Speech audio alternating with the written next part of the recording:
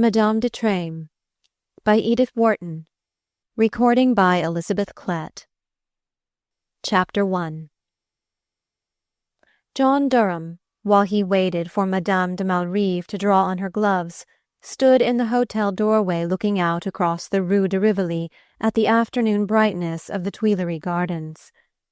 His European visits were infrequent enough to have kept unimpaired the freshness of his eye, and he was always struck anew by the vast and consummately ordered spectacle of Paris, by its look of having been boldly and deliberately planned as a background for the enjoyment of life, instead of being forced into grudging concessions to the festive instincts, or barricading itself against them in unenlightened ugliness, like his own lamentable New York. But today, if the scene had never presented itself more alluringly, in that moist spring bloom between showers, when the horse-chestnuts dome themselves in unreal green against a gauzy sky, and the very dust of the pavement seems the fragrance of lilac made visible. Today, for the first time, the sense of a personal stake in it all, of having to reckon individually with its effects and influences, kept Durham from an unrestrained yielding to the spell. Paris might still be, to the unimplicated it doubtless still was, the most beautiful city in the world, but whether it were the most lovable or the most detestable depended for him, in the last analysis, on the buttoning of the white glove over which Fanny de Malrive still lingered. The mere fact of her having forgotten to draw on her gloves as they were descending in the hotel lift from his mother's drawing-room was, in this connection, charged with significance to Durham. She was the kind of woman who always presents herself to the mind's eye as completely equipped, as made up of exquisitely cared-for and finely related details, and that the heat of her parting with his family should have left her unconscious that she was emerging gloveless into Paris seemed, on the whole, to speak hopefully for Durham's future opinion of the city. Even now he could detect a certain confusion, a desire to draw breath and catch up with life, in the way she dawdled over the last buttons in the dimness of the porte-cochere, while her footman, outside, hung on her retarded signal. When at length they emerged, it was to learn from that functionary that Madame la Marquise's carriage had been obliged to yield its place at the door, but was at the moment in the act of regaining it. Madame de Malrive cut the explanation short. "I shall walk home. The carriage this evening at 8. As the footman turned away, she raised her eyes for the first time to Durham's. "Will you walk with me? Let us cross the Tuileries. I should like to sit a moment on the terrace." She spoke quite easily and naturally, as if it were the most commonplace thing in the world for them to be straying afoot together over Paris, but even his vague knowledge of the world she lived in, a knowledge mainly acquired through the perusal of yellow-backed fiction, gave a thrilling significance to her naturalness. Durham, indeed, was beginning to find that one of the charms of a sophisticated society is that it lends point and perspective to the slightest contact between the sexes. If, in the old unrestricted New York days, Fanny Frisbee, from a brownstone doorstep, had proposed that they should take a walk in the park, the idea would have presented itself to her companion as agreeable but unimportant. Whereas Fanny de Malrive's suggestion that they should stroll across the Tuileries was obviously fraught with unspecified possibilities.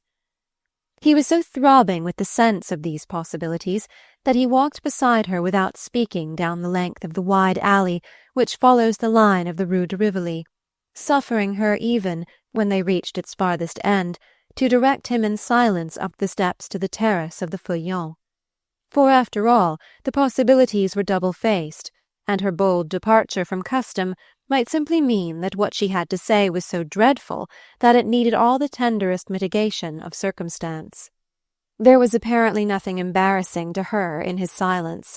It was part of her long European discipline that she had learned to manage pauses with ease. In her Frisbee days she might have packed this one with a random fluency. Now she was content to let it widen slowly before them, like the spacious prospect opening at their feet. The complicated beauty of this prospect, as they moved toward it between the symmetrically clipped limes of the lateral terrace, touched him anew through her nearness, as with the hint of some vast impersonal power, controlling and regulating her life in ways he could not guess, putting between himself and her the whole width of the civilization into which her marriage had absorbed her. And there was such fear in the thought, he read such derision of what he had to offer in the splendor of the great avenues tapering upward to the sunset glories of the arch, that all he had meant to say when he finally spoke compressed itself at last into an abrupt, unmitigated, "Well?" She answered at once, as though she had only awaited the call of the national interrogation. "I don't know when I have been so happy." "So happy?" The suddenness of his joy flushed up through his fair skin. "As I was just now, taking tea with your mother and sisters." Durham's "Oh!" of surprise betrayed also a note of disillusionment, which she met only by the reconciling murmur, "Shall we sit down?"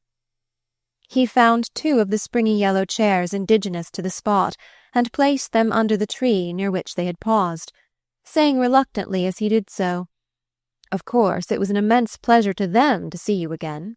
"Oh, not in the same way. I mean—" She paused, sinking into the chair, and betraying for the first time a momentary inability to deal becomingly with the situation. "I mean," she resumed, smiling, "that it was not an event for them as it was for me." "An event?" He caught her up again eagerly, for what, in the language of any civilization, could that word mean but just the one thing he most wished it to? "To be with dear, good, sweet, simple, real Americans again," she burst out, heaping up her epithets with reckless prodigality. Durham's smile once more faded to impersonality, as he rejoined just a shade on the defensive, "If it's merely our Americanism you enjoyed, I've no doubt we can give you all you want in that line." "Yes, it's just that. But if you knew what the word means to me, it means... She paused as if to assure herself that they were sufficiently isolated from the desultory groups beneath the other trees. "It means that I'm safe with them, as safe as in a bank." Durham felt a sudden warmth behind his eyes and in his throat. "I think I do know." "No, you don't, really. You can't know how dear and strange and familiar it all sounded. The old New York names that kept coming up in your mother's talk, and her charming, quaint ideas about Europe. They're all regarding it as a great big innocent pleasure ground and shop for Americans. And your mother's missing the homemade bread and preferring the American asparagus. I'm so tired of Americans who despise even their own asparagus. And then your married sister's spending her summers at... where is it? The Kittawhittany House on Lake Pohunk? A vision of earnest women in Shetland shawls, with spectacles and thin knobs of hair, eating blueberry pie at unwholesome hours in a shingled dining-room on a bare New England hilltop, rose pallidly between Durham and the verdant brightness of the Champs-Élysées, and he protested with a slight smile, "Oh, but my married sister is the black sheep of the family. The rest of us never sank as low as that." "Low? I think it's beautiful, fresh and innocent and simple. I remember going to such a place once. They have early dinner, rather late, and go off in buckboards over terrible roads, and bring back goldenrod and autumn leaves, and read nature books aloud on the piazza, and there is always one shy young man in flannels, only one, who has come to see the prettiest girl, though how can he choose among so many, and who takes her off in a buggy for hours and hours." She paused and summed up with a long sigh. "It is 15 years since I was in America." "And you're still so good an American." "Oh, a better and better one every day." He hesitated. "Then why did you never come back?" Her face altered instantly, exchanging its retrospective light for the look of slightly shadowed watchfulness which he had known as most habitual to it. "It was impossible. It has always been so. My husband would not go, and since Since our separation. There have been family reasons."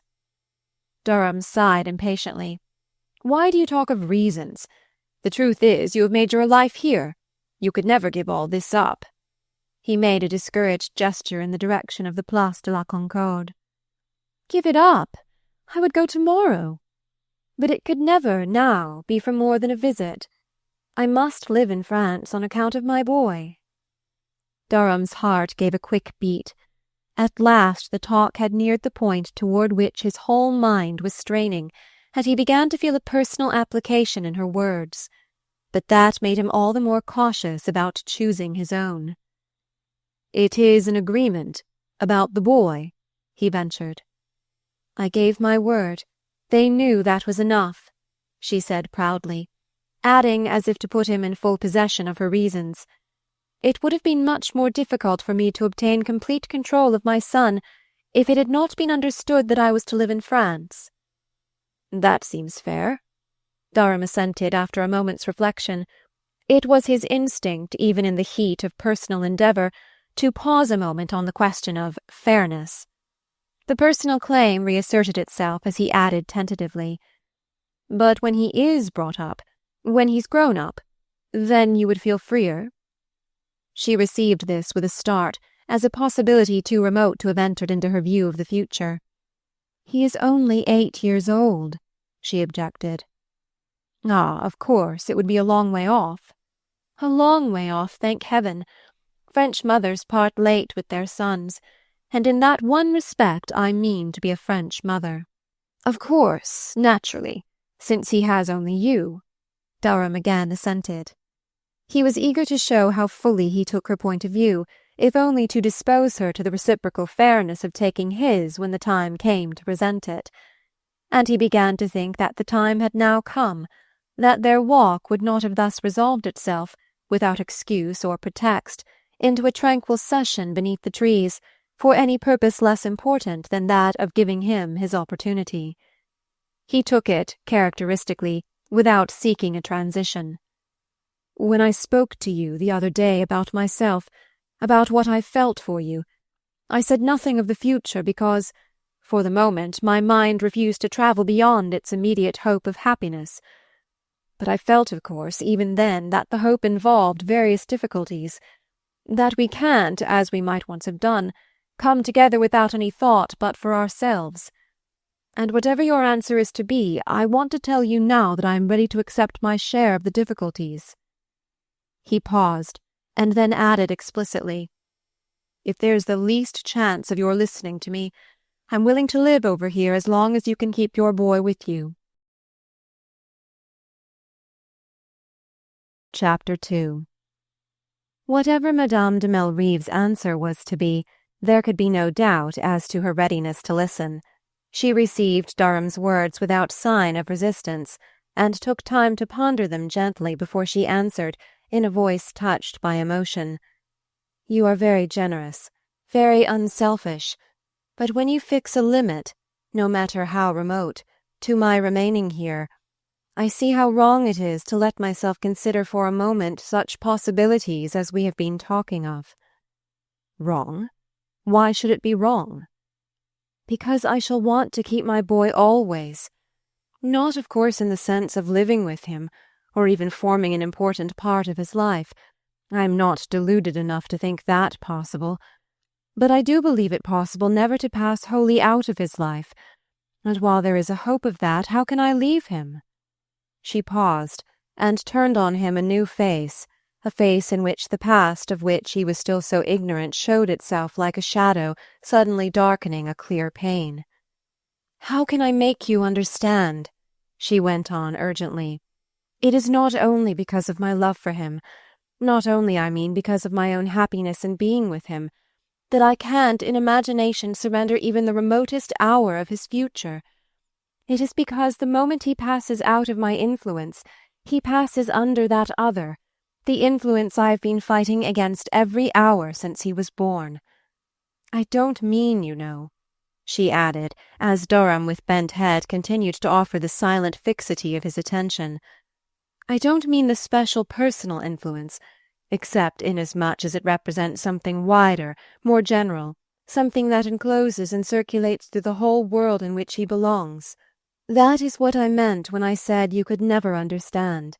There is nothing in your experience, in any American experience, to correspond with that far-reaching family organization, which is itself a part of the larger system, and which encloses a young man of my son's position in a network of accepted prejudices and opinions. Everything is prepared in advance. His political and religious convictions, his judgments of people, his sense of honor, his ideas of women, his whole view of life. He is taught to see vileness and corruption in every one not of his own way of thinking, and in every idea that does not directly serve the religious and political purposes of his class. The truth isn't a fixed thing. It's not used to test actions by. It's tested by them, and made to fit in with them. And this forming of the mind begins with the child's first consciousness. It's in his nursery stories, his baby prayers, his very games with his playmates. Already he is only half mine, because the Church has the other half, and will be reaching out for my share as soon as his education begins. But that other half is still mine, and I mean to make it the strongest and most living half of the two, so that when the inevitable conflict begins, the energy and the truth and the endurance shall be on my side and not on theirs. She paused, flushing with the repressed fervor of her utterance, though her voice had not been raised beyond its usual discreet modulations, and Durham felt himself tingling with the transmitted force of her resolve. Whatever shock her words brought to his personal hope, he was grateful to her for speaking them so clearly, for having so sure a grasp of her purpose. Her decision strengthened his own, and after a pause of deliberation he said quietly, "There might be a good deal to urge on the other side, the ineffectualness of your sacrifice, the probability that when your son marries he will inevitably be absorbed back into the life of his class and his people. But I can't look at it in that way, because if I were in your place I believe I should feel just as you do about it. As long as there was a fighting chance I should want to keep hold of my half, no matter how much the struggle cost me. And one reason why I understand your feeling about your boy is that I have the same feeling about you. As long as there's a fighting chance of keeping my half of you, the half he is willing to spare me, I don't see how I can ever give it up." He waited again, and then brought out firmly, "If you'll marry me, I'll agree to live out here as long as you want, and we'll be two instead of one to keep hold of your half of him." He raised his eyes as he ended, and saw that hers met them through a quick clouding of tears. "Ah, I am glad to have had this said to me, but I could never accept such an offer." He caught instantly at the distinction. "That doesn't mean that you could never accept me." "Under such conditions. But if I am satisfied with the conditions, don't think I am speaking rashly under the influence of the moment. I have expected something of this sort, and I have thought out my side of the case.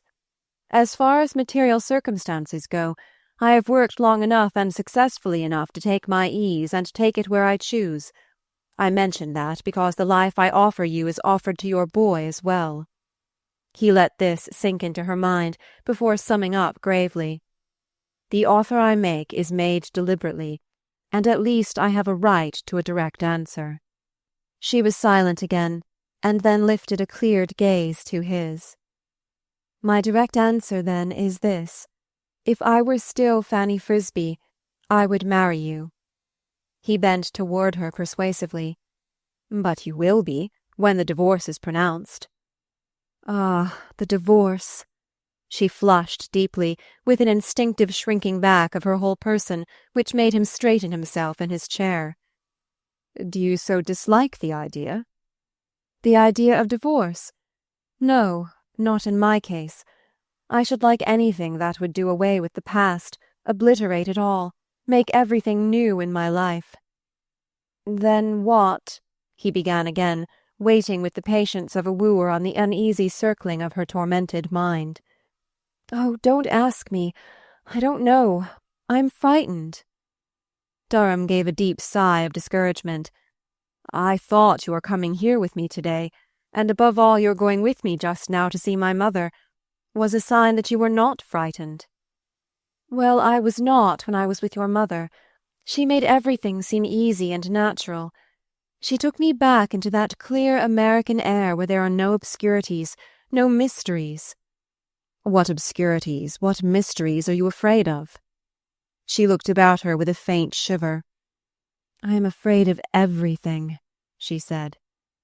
"That's because you are alone, because you've no one to turn to. I'll clear the air for you fast enough, if you'll let me." He looked forth defiantly, as if flinging his challenge at the great city which had come to typify the powers contending with him for her possession. "You say that so easily, but you don't know. None of you know." "Know what?" "The difficulties." "I told you I was ready to take my share of the difficulties, and my share naturally includes yours. You know Americans are great hands at getting over difficulties." He drew himself up confidently. "Just leave that to me. Only tell me exactly what you're afraid of." She paused again, then said, "The divorce to begin with. They will never consent to it." He noticed that she spoke as though the interests of the whole clan, rather than her husband's individual claim, were to be considered, and the use of the plural pronoun shocked his free individualism like a glimpse of some dark feudal survival. "But you are absolutely certain of your divorce. I've consulted, of course without mentioning names." She interrupted him with a melancholy smile. "Ah, so have I. The divorce would be easy enough to get, if they ever let it come into the courts." "How on earth can they prevent that?" "I don't know. My never knowing how they will do things is one of the secrets of their power." "Their power? What power?" He broke in with irrepressible contempt. "Who are these bogies whose machinations are going to arrest the course of justice in a comparatively civilized country? You've told me yourself that Monsieur de Malrive is the least likely to give you trouble, and the others are his uncle the abbé, his mother and sister. That kind of a syndicate doesn't scare me much. A priest and 2 women contra mundum." She shook her head. "Not contra mundum, but with it their whole world is behind them. It's that mysterious solidarity that you can't understand. One doesn't know how far they may reach or in how many directions. I have never known. They have always cropped up where I least expected them." Before this persistency of negation, Durham's buoyancy began to flag, but his determination grew the more fixed. "Well, then, supposing them to possess these supernatural powers, do you think it's to people of that kind that I'll ever consent to give you up?" She raised a half-smiling glance of protest. "Oh, they're not wantonly wicked. They'll leave me alone as long as—" "As I do?" he interrupted. "Do you want me to leave you alone? Was that what you brought me here to tell me?" The directness of the challenge seemed to gather up the scattered strands of her hesitation, and lifting her head she turned on him a look which, but for its underlying shadow, he might have recovered the full free beam of Fanny Frisbee's gaze. "I don't know why I brought you here," she said gently, "except from the wish to prolong a little the illusion of being once more an American among Americans. Just now, sitting there with your mother and Katie and Nanny, the difficulties seemed to vanish. The problems grew as trivial to me as they are to you. And I wanted them to remain so a little longer. I wanted to put off going back to them. But it was of no use. They were waiting for me here. They are over there now in that house across the river." She indicated the grey skyline of the Faubourg, shining in the splintered radiance of the sunset beyond the long sweep of the quays. "They are a part of me. I belong to them. I must go back to them," she sighed. She rose slowly to her feet, as though her metaphor had expressed an actual fact, and she felt herself bodily drawn from his side by the influences of which she spoke. Durham had risen too. "Then I go back with you," he exclaimed energetically, and as she paused, wavering a little under the shock of his resolve, "I don't mean into your house, but into your life," he said. She suffered him, at any rate, to accompany her to the door of the house, and allowed their debate to prolong itself through the almost monastic quiet of the quarter which led thither. On the way he succeeded in wresting from her the confession that, if it were possible to ascertain in advance that her husband's family would not oppose her action, she might decide to apply for a divorce.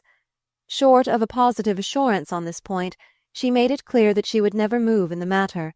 There must be no scandal, no retentissement, nothing which her boy, necessarily brought up in the French tradition of scrupulously preserved appearances, could afterward regard as the faintest blur on his much-quartered escutcheon. But even this partial concession again raised fresh obstacles, for there seemed to be no one to whom she could entrust so delicate an investigation, and to apply directly to the Marquis de Malrive or his relatives appeared, in the light of her past experience, the last way of learning their intentions. "But," Durham objected, beginning to suspect a morbid fixity of idea in her perpetual attitude of distrust, "but surely you have told me that your husband's sister, what is her name, Madame de Treymes, was the most powerful member of the group, and that she has always been on your side." She hesitated. "Yes, Christiane has been on my side. She dislikes her brother, but it would not do to ask her." "But could no one else ask her? Who are her friends?" "She has a great many, and some, of course, are mine. But in a case like this they would all be hers. They wouldn't hesitate a moment between us." "Why should it be necessary to hesitate between you? Suppose Madame de Treymes sees the reasonableness of what you ask. Suppose, at any rate, she sees the hopelessness of opposing you. Why should she make a mystery of your opinion?" "It's not that. It is that if I went to her friends I should never get her real opinion from them. At least I should never know if it was her real opinion, and therefore I should be no farther advanced. Don't you see?" Durham struggled between the sentimental impulse to soothe her and the practical instinct that it was a moment for unmitigated frankness. "I'm not sure that I do, but if you can't find out what Madame de Treymes thinks, I'll see what I can do myself." "Oh, you!" broke from her in mingled terror and admiration, and pausing on her doorstep to lay her hand in his before she touched the bell, she added with a half-whimsical flash of regret, "Why didn't this happen to Fanny Frisbee?" Chapter 3. Why had it not happened to Fanny Frisbee? Durham put the question to himself as he walked back along the quays, in a state of inner commotion which left him, for once, insensible to the ordered beauty of his surroundings. Propinquity had not been lacking. He had known Miss Frisbee since his college days. In unsophisticated circles one family is apt to quote another, and the Durham ladies had always quoted the Frisbees. The Frisbees were bold, experienced, enterprising. They had what the novelists of the day called dash. The beautiful Fanny was especially dashing. She had the showiest national attributes, tempered only by a native grace of softness, as the beam of her eyes was subdued by the length of their lashes. And yet young Durham, though not unsusceptible to such charms, had remained content to enjoy them from a safe distance of good fellowship. If he had been asked why, he could not have told, but the Durham of 40 understood.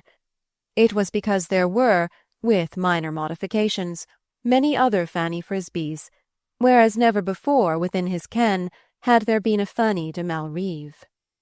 He had felt it in a flash, when, the autumn before, he had run across her one evening in the dining-room of the Beau Rivage at Ouchy, when, after a furtive exchange of glances, they had simultaneously arrived at recognition, followed by an eager pressure of hands and a long evening of reminiscence on the starlit terrace.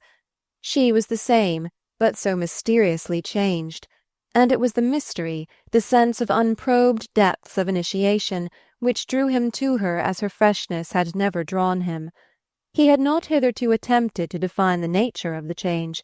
It remained for his sister Nanny to do that, when on his return to the Rue de Rivoli, where the family were still sitting in conclave upon their recent visitor, Miss Durham summed up their groping comments in the phrase, "I never saw anything so French." Durham, understanding what his sister's use of the epithet implied, recognized it instantly as the explanation of his own feelings. Yes, it was the finish, the modelling, which Madame de Malrive's experience had given her, that set her apart from the fresh, uncomplicated personalities of which she had once been simply the most charming type. The influences that had lowered her voice, regulated her gestures, toned her down to harmony with the warm, dim background of a long social past, these influences had lent to her natural fineness of perception a command of expression adapted to complex conditions. She had moved in surroundings through which one could hardly bounce and bang on the genial American plan without knocking the angles off a number of sacred institutions, and her acquired dexterity of movement seemed to Durham a crowning grace. It was a shock, now that he knew at what cost the dexterity had been acquired, to acknowledge this even to himself. He hated to think that she could owe anything to such conditions as she had been placed in, and it gave him a sense of the tremendous strength of the organization into which she had been absorbed, that in spite of her horror, her moral revolt, she had not reacted against its external forms. She might abhor her husband, her marriage, and the world to which it had introduced her, but she had become a product of that world in its outward expression, and no better proof of the fact was needed than her exotic enjoyment of Americanism. The sense of the distance to which her American past had been removed was never more present to him than when, a day or two later, he went with his mother and sisters to return her visit. The region beyond the river existed, for the Durham ladies, only as the unmapped environment of the Bon Marché, and Nanny Durham's exclamation on the pokiness of the streets and the dullness of the houses showed Durham, with a start, how far he had already travelled from the family point of view. "Well, if this is all she got by marrying a marquis," the young lady summed up as they paused before the small, sober hotel in its high-walled court, and Katy, following her mother through the stone-vaulted and stone-floored vestibule, murmured, "It must be simply freezing in winter." In the softly faded drawing-room, with its old pastels in old frames, its windows looking on the damp green twilight of a garden sunk deep in blackened walls, the American ladies might have been even more conscious of the insufficiency of their friend's compensations, had not the warmth of her welcome precluded all other reflections. It was not till she had gathered them about her in the corner beside the tea-table that Durham identified the slender dark lady loitering negligently in the background, and introduced in a comprehensive murmur to the American group as the redoubtable sister-in-law to whom he had declared himself ready to throw down his challenge. There was nothing very redoubtable about Madame de Treymes, except perhaps the kindly yet critical observation which she bestowed on her sister-in-law's visitors, the unblinking attention of a civilized spectator observing an encampment of aborigines. He had heard of her as a beauty, and was surprised to find her, as Nanny afterward put it, a mere stick to hang clothes on.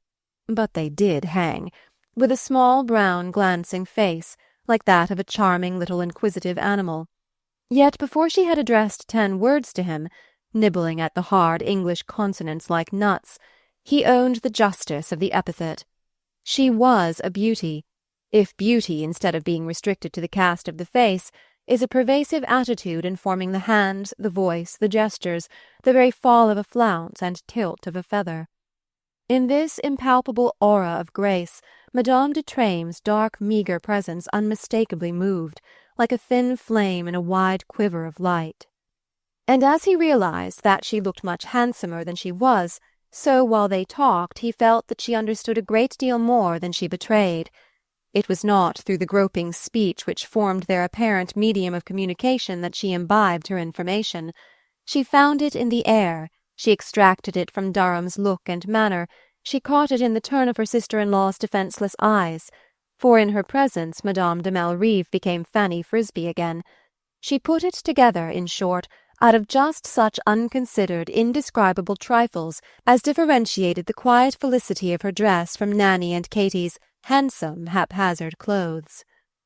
Her actual converse with Durham moved meanwhile strictly in the conventional ruts. Had he been long in Paris? Which of the new plays did he like best? Was it true that American jeunes filles were sometimes taken to the boulevard theatres? And she threw an interrogative glance at the young ladies beside the tea-table. To Durham's reply that it depended how much French they knew, she shrugged and smiled, replying that his compatriots all spoke French like Parisians, inquiring, after a moment's thought, if they learned it là-bas, des nègres, and laughing heartily when Durham's astonishment revealed her blunder. When at length she had taken leave, enveloping the Durham ladies in a last puzzled, penetrating look, Madame de Malrive turned to Mrs. Durham with a faintly embarrassed smile. "My sister-in-law was much interested. I believe you are the first American she has ever known." "Good gracious!" ejaculated Nanny, as though such social darkness required immediate missionary action on someone's part. "Well, she knows us," said Durham, catching in Madame de Malrive's rapid glance a startled assent to his point. "After all," reflected the accurate Katy, as though seeking an excuse for Madame de Treymes' unenlightenment, "we don't know many French people either." To which Nanny promptly, if obscurely, retorted, "Ah, but we couldn't, and she could." Chapter 4. Madame de Treymes' friendly observation of her sister-in-law's visitors resulted in no expression on her part of a desire to renew her study of them.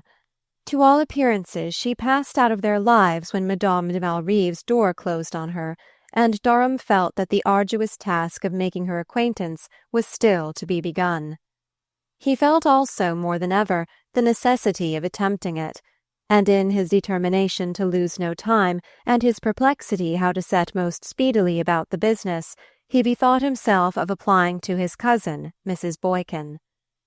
Mrs. Elmer Boykin was a small, plump woman, to whose vague prettiness the lines of middle age had given no meaning, as though whatever had happened to her had merely added to the sum total of her inexperience. After a Parisian residence of 25 years, spent in a state of feverish servitude to the great artists of the Rue de la Paix, her dress and her hair still retained a certain rigidity in keeping with the directness of her gaze and the unmodulated candour of her voice. Her very drawing-room had the hard, bright atmosphere of her native skies, and one felt that she was still true at heart to the national ideals in electric lighting and plumbing. She and her husband had left America owing to the impossibility of living there with the finish and decorum which the Boykin standard demanded, but in the isolation of their exile they had created about them a kind of phantom America, where the national prejudices continued to flourish unchecked by the national progressiveness, a little world sparsely peopled by compatriots in the same attitude of chronic opposition toward a society chronically unaware of them.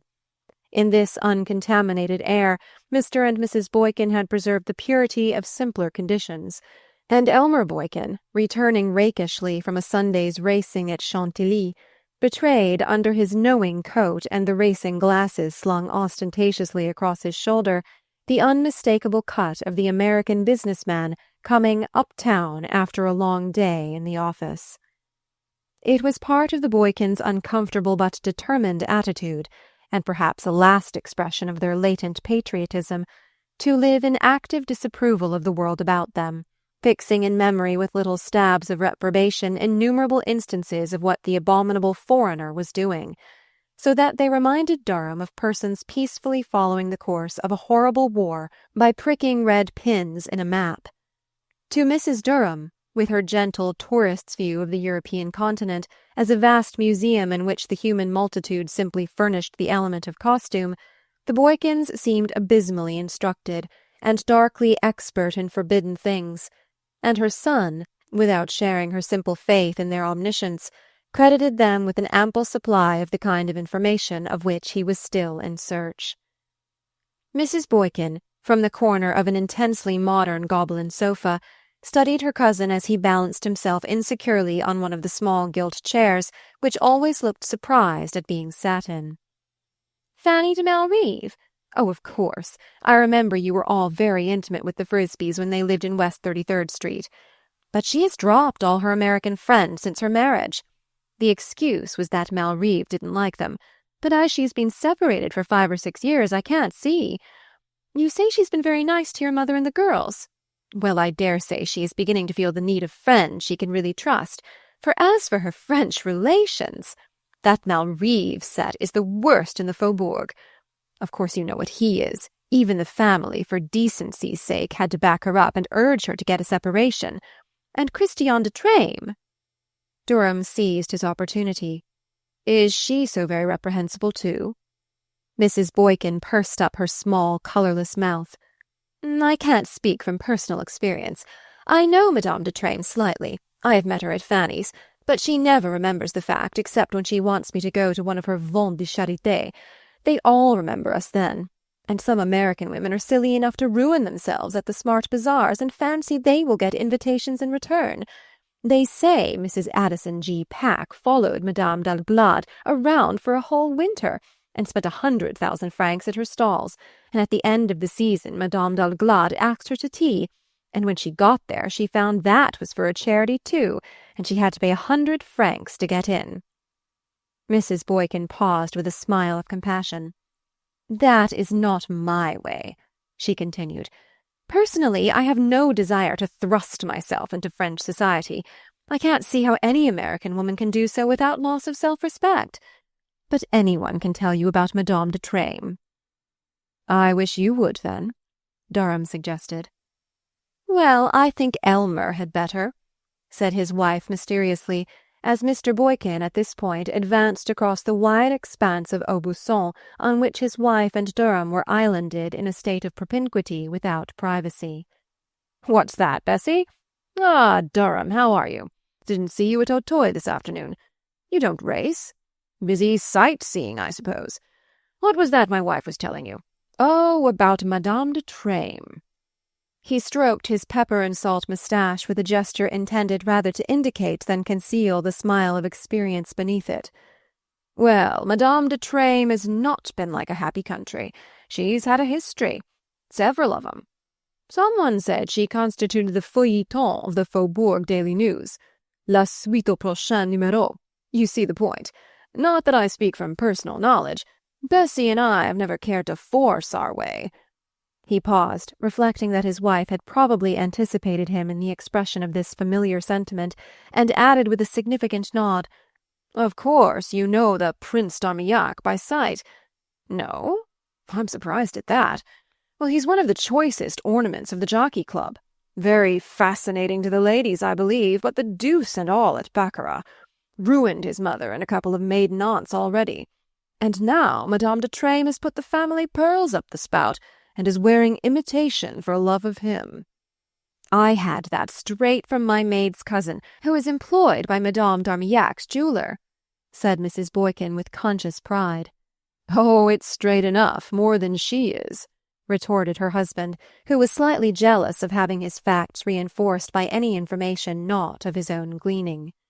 Be careful what you say, Elmer, Mrs. Boykin interposed with archness. I suspect John of being seriously smitten by the lady. Durham let this pass unchallenged, submitting with a good grace to his host's low whistle of amusement and the sardonic enquiry. Ever do anything with the foils? D'Armillac is what they call over here a fin l'homme. Oh, I don't mean to resort to bloodshed unless it's absolutely necessary, but I mean to make the lady's acquaintance, said Durham, falling into his key. Mrs. Boykin's lips tightened to the vanishing point. I am afraid you must apply for an introduction to more fashionable people than we are. Elmer and I so thoroughly disapprove of French society that we have always declined to take any part in it. But why should not Fanny de Malrive arrange a meeting for you? Durham hesitated. I don't think she is on very intimate terms with her husband's family. You mean that she's not allowed to introduce her friends to them? Mrs. Boykin interjected sarcastically, while her husband added with an air of portentous initiation. Ah, my dear fellow, the way they treat the Americans over here, that's another chapter, you know. How some people can stand it, Mrs. Boykin chimed in, and as the footman, entering at that moment, tendered her a large coroneted envelope, she held it up as if in illustration of the indignities to which her countrymen were subjected. Look at that, my dear John, she exclaimed. Another card to one of their everlasting bazaars. Why, it's at Madame d'Armillac's, the prince's mother. Madame de Treymes must have sent it, of course. The brazen way in which they combine religion and immorality. 50 francs admission, rien que cela, to see some of the most disreputable people in Europe. And if you're an American, you're expected to leave at least 1,000 behind you. Their own people naturally get off cheaper. She tossed over the card to her cousin. There's your opportunity to see Madame de Treymes. Make it 2,000, and she'll ask you to tea," Mr. Boykin scathingly added. Chapter 5. In the monumental drawing-room of the Hôtel de Malrive, it had been a surprise to the American to read the name of the house emblazoned on black marble over its still more monumental gateway.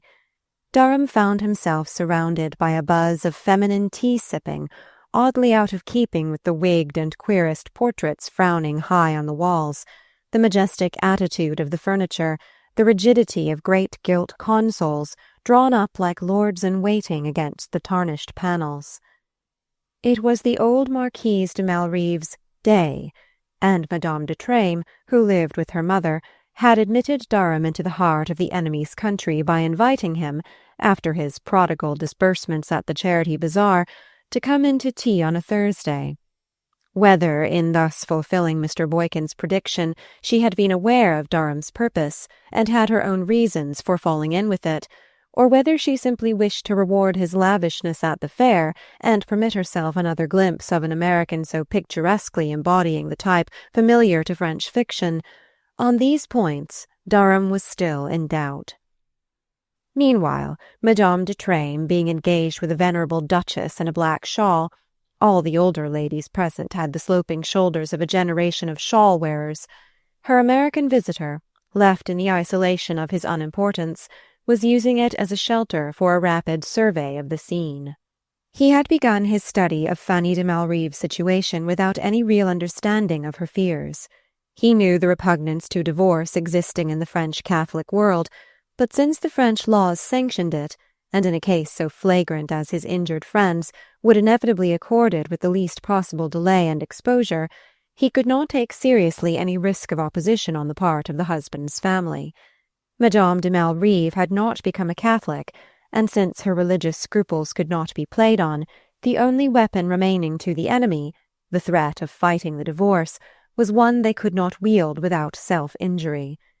Certainly, if the chief object were to avoid scandal, common sense must counsel Monsieur de Malrive and his friends not to give the courts an opportunity of exploring his past, and since the echo of such explorations and their ultimate transmission to her son were what Madame de Malrive most dreaded, the opposing parties seemed to have a common ground for agreement, and Durham could not but regard his friend's fears as the result of overtaxed sensibilities. All this had seemed evident enough to him as he entered the austere portals of the Hôtel de Malrive, and passed between the faded liveries of old family servants to the presence of the dreaded dowager above.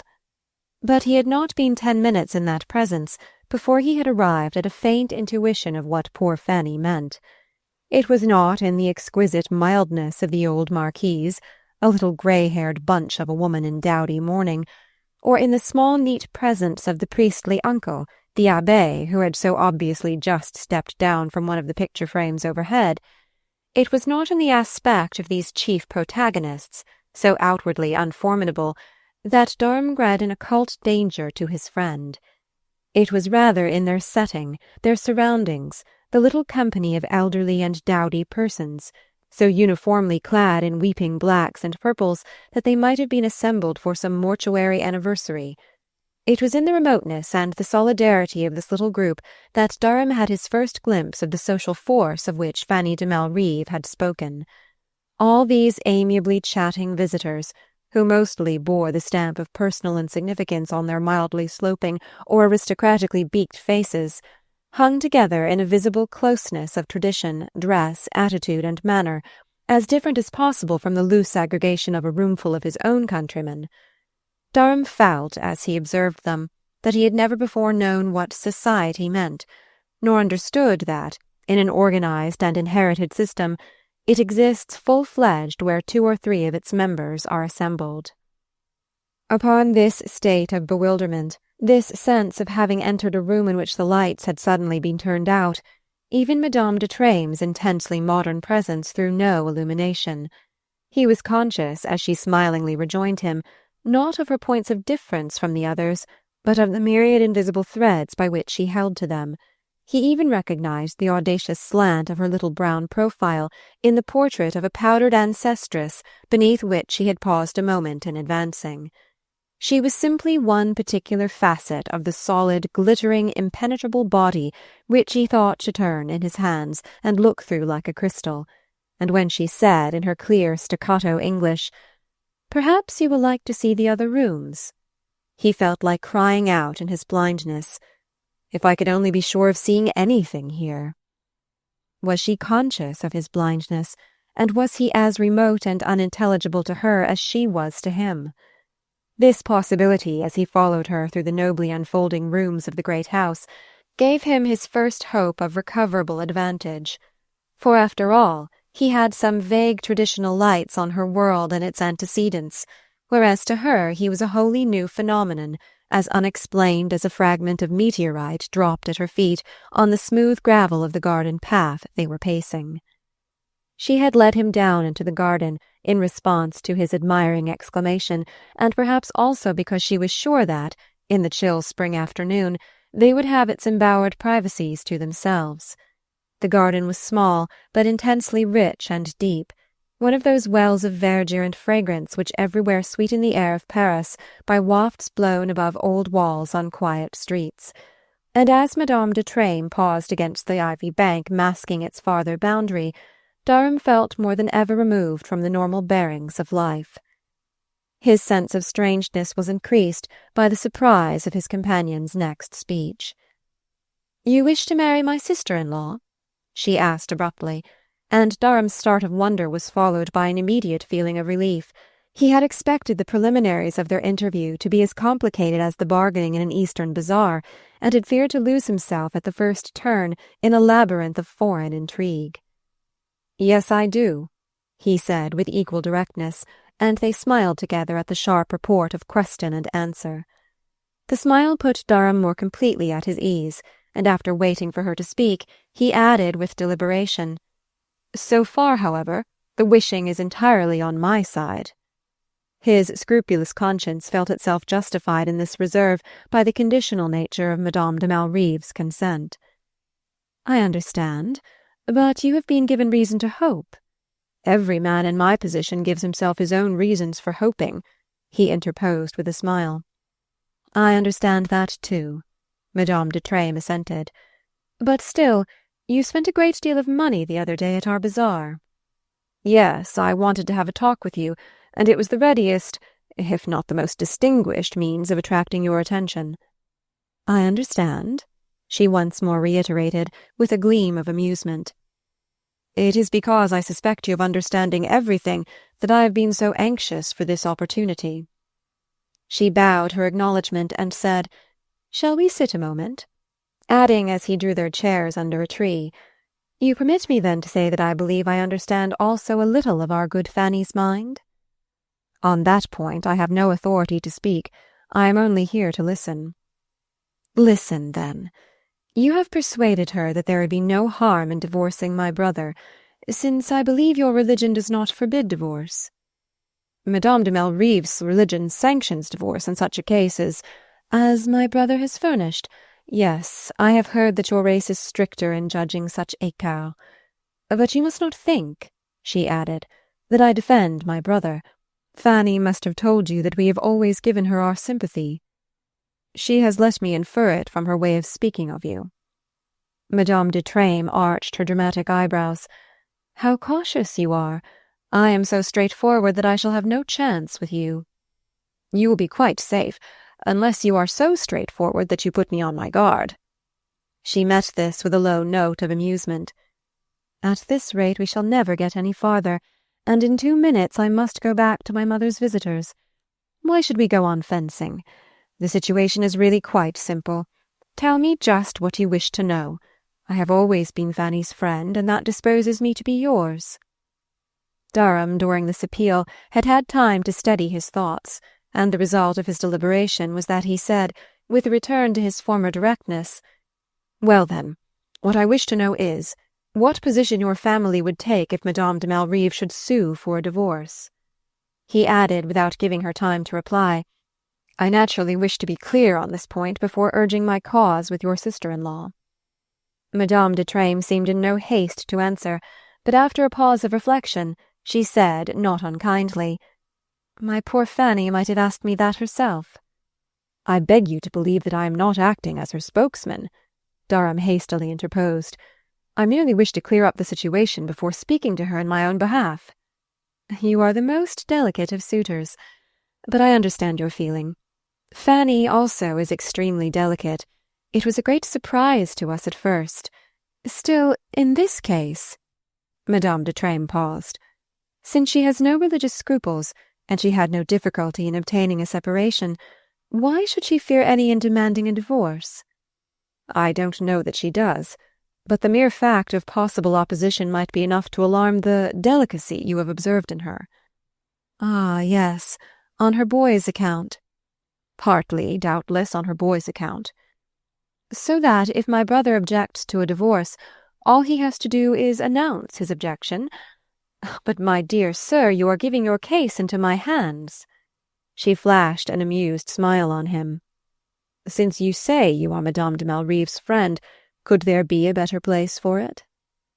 As she turned her eyes on him, he seemed to see, under the flitting lightness of her glance, the sudden concentrated expression of the ancestral will. "I am Fanny's friend, certainly, but with us family considerations are paramount, and our religion forbids divorce."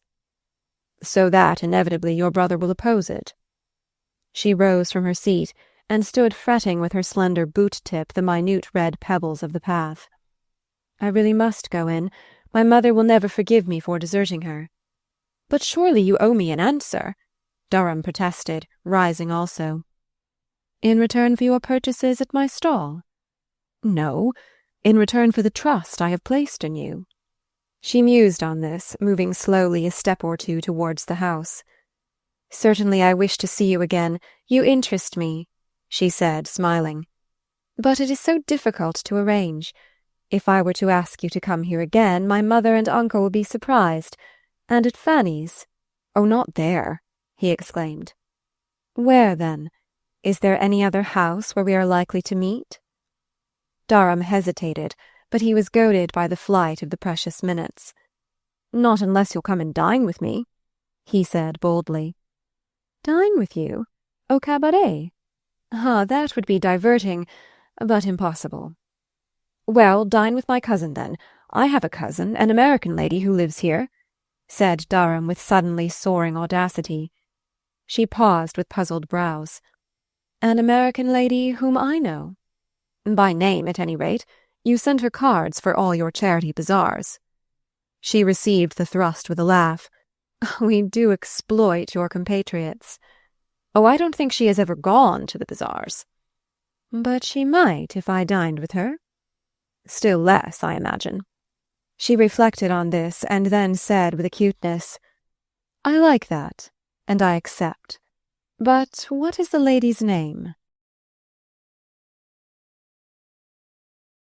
Chapter 6. On the way home, in the first drop of his exultation, Durham had said to himself, "But why on earth should Bessie invite her?" He had, naturally, no very cogent reasons to give Mrs. Boykin in support of his astonishing request, and could only, marvelling at his own growth and duplicity, suffer her to infer that he was really shamelessly smitten with the lady he thus proposed to thrust upon her hospitality. But to his surprise, Mrs. Boykin hardly gave herself time to pause upon his reasons. They were swallowed up in the fact that Madame de Treymes wished to dine with her, as the lesser luminaries vanish in the blaze of the sun. "I am not surprised," she declared, with a faint smile intended to check her husband's unruly wonder.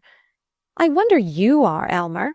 Didn't you tell me that Armillac went out of his way to speak to you the other day at the races?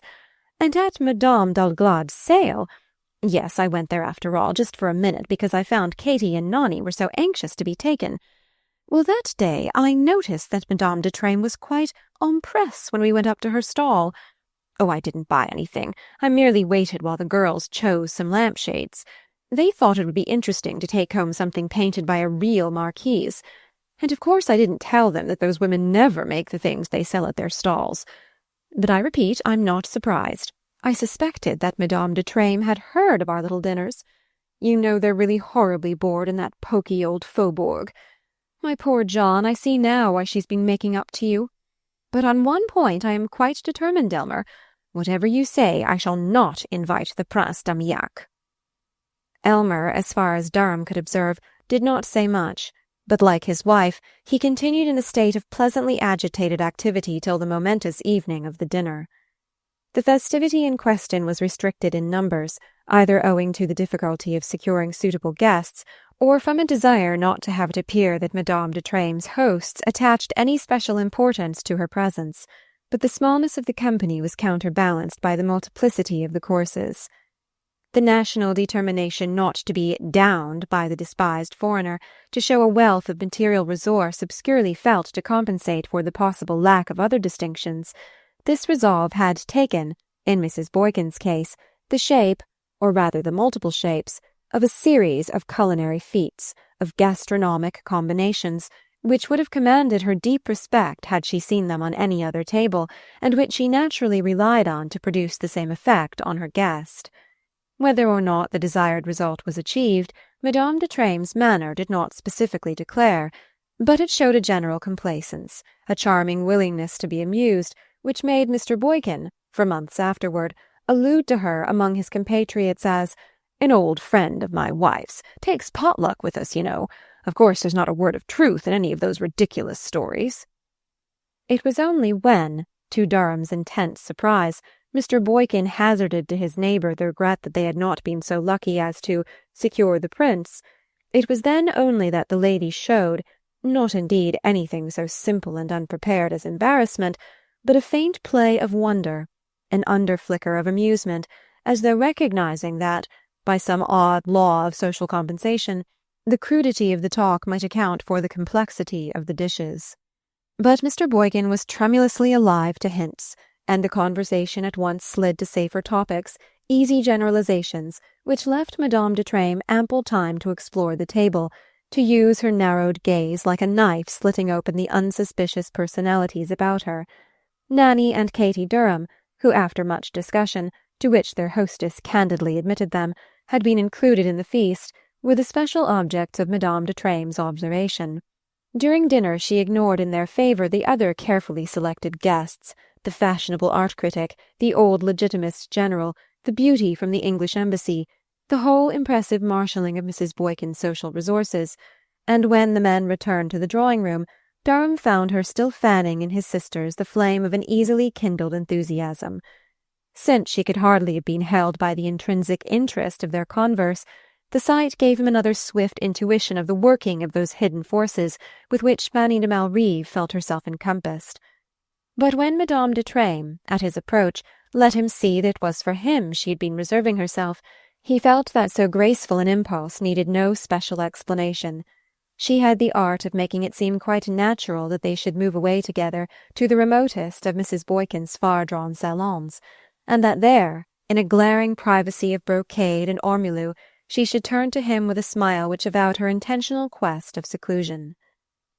"Confess that I have done a great deal for you," she exclaimed, making room for him on a sofa judiciously screened from the observation of the other rooms. "In coming to dine with my cousin?" he inquired, answering her smile. "Let us say, in giving you this half-hour. For that I am duly grateful, and shall be still more so when I know what it contains for me." "Ah, I am not sure. You will not like what I am going to say." "Shall I not?" he rejoined, changing colour. She raised her eyes from the thoughtful contemplation of her painted fan. "You appear to have no idea of the difficulties." "Should I have asked your help if I had not had an idea of them?" "But you are still confident that with my help you can surmount them." "I can't believe that you have come here to take that confidence from me." She leaned back, smiling at him through her lashes. "And all this I am to do for your beaux yeux?" "No, for your own, that you may see with them what happiness you are conferring." "You are extremely clever, and I like you." She paused, and then brought out with lingering emphasis, "But my family will not hear of a divorce." She threw into her voice such an accent of finality that Durham for the moment felt himself brought up against an insurmountable barrier, but almost at once his fear was mitigated by the conviction that she would not have put herself out so much to say so little. "When you speak of your family, do you include yourself?" he suggested. She threw a surprised glance at him. "I thought you understood that I am simply their mouthpiece." At this he rose quietly to his feet with a gesture of acceptance. "I have only to thank you, then, for not keeping me longer in suspense." His air of wishing to put an immediate end to the conversation seemed to surprise her. "Sit down a moment longer," she commanded him kindly, and as he leaned against the back of his chair, without appearing to hear her request, she added in a low voice, "I am very sorry for you and Fanny, but you are not the only persons to be pitied." She had dropped her light manner as she might have tossed aside her fan, and he was startled at the intimacy of misery to which her look and movement abruptly admitted him. Perhaps no Anglo-Saxon fully understands the fluency in self-revelation which centuries of the confessional have given to the Latin races, and to Durham, at any rate, Madame de Treymes' sudden avowal gave the shock of a physical abandonment. "I am so sorry," he stammered. "Is there any way in which I can be of use to you?" She sat before him, with her hands clasped, her eyes fixed on his in a terrible intensity of appeal. "If you would, if you would. Oh, there is nothing I would not do for you. I have still a great deal of influence with my mother, and what my mother commands we all do. I could help you, I am sure I could help you, but not if my own situation were known, and if nothing can be done it must be known in a few days." Durham had reseated himself at her side. "Tell me what I can do," he said in a low tone, forgetting his own preoccupations in his genuine concern for her distress. She looked up at him through tears. "How dare I? Your race is so cautious, so self-controlled. You have so little indulgence for the extravagances of the heart. And my folly has been incredible, and unrewarded." She paused, and as Durham waited in a silence which she guessed to be compassionate, she brought out below her breath, "I have lent money, my husband's, my brother's, money that was not mine, and now I have nothing to repay it with." Durham gazed at her in genuine astonishment. The turn the conversation had taken led quite beyond his uncomplicated experiences with the other sex. She saw his surprise and extended her hands in deprecation and entreaty. "Alas, what must you think of me? How can I explain my humiliating myself before a stranger? Only by telling you the whole truth. The fact that I am not alone in this disaster, that I could not confess my situation to my family without ruining myself, and involving in my ruin someone who, however undeservedly, has been as dear to me as you are to—" Durham pushed back his chair with a sharp exclamation. "Ah, even that does not move you," she said. The cry restored him to his senses by the long shaft of light it sent down the dark windings of the situation.